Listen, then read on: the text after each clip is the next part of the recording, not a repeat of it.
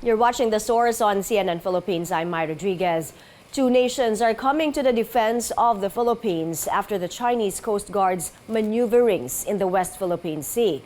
The United States supported Manila in defending itself against armed attacks, while Australia reiterated its call for peace and stability.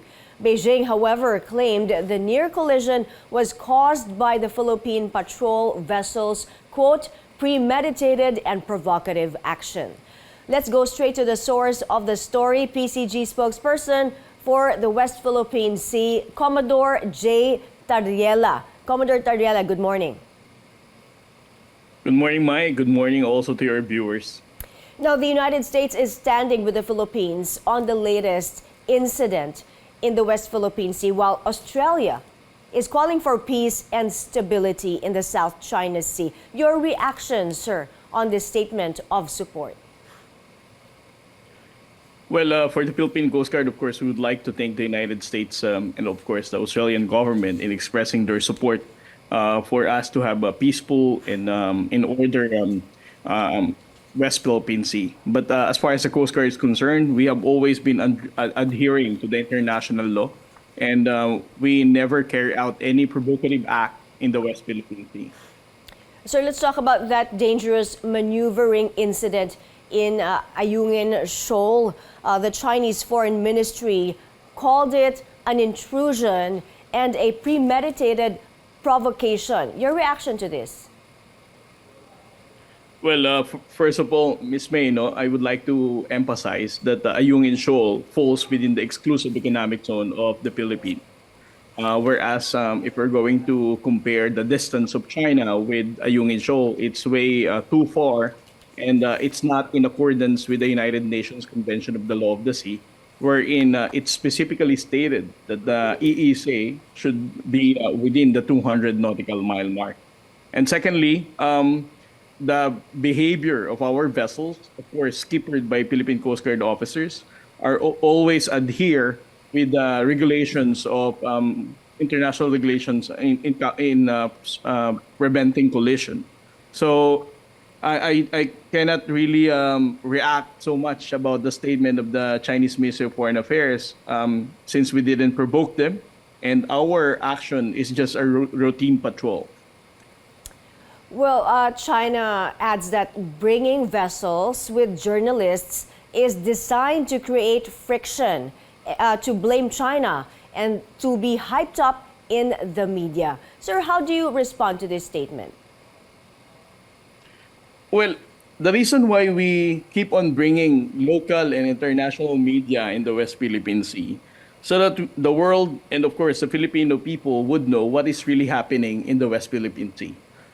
If China thinks that this is a premeditated act so as we can hype it up in the international community, they should probably consider, behaving in accordance with the international law, so that there will be no news that would show them in a negative image. So our approach right now is because every time that there is bullying incidents that's happening, aggressive actions of the Chinese Coast Guard that they are doing, they just keep on ignoring that and saying that those are just made up stories. But right now, we have a different approach. We are now asking the support of the media and, of course, international journalists to witness themselves and to attest as to what is really the behavior of China in the West Philippine Sea. Commodore, about continuing with the patrols in the area after this incident, how would you go about that? The Philippine Coast Guard is directed by the President to maintain and have a constant patrol in the West Philippine Sea.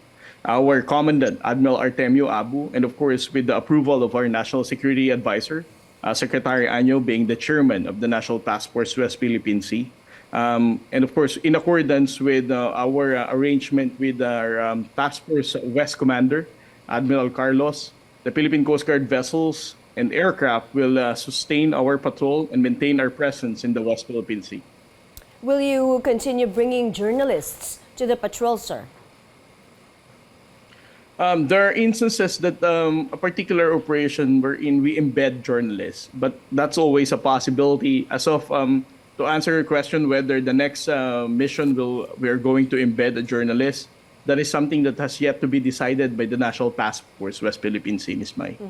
Commodore Tarriela, do you still monitor Chinese Navy ships or Coast Guard ships and militia in the West Philippine Sea?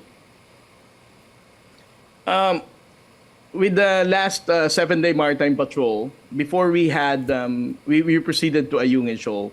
The first incident that we noted was in Pag-asa Island, wherein we spotted a PLA Navy vessel with a distance of 7 nautical miles from Pag-asa Island. So we were able to see a PLA Navy warship there. And then, of course, the following day, we went to Julian Felipe Reef, wherein we documented more than 100 Chinese maritime militia swarming the Julian Felipe Reef.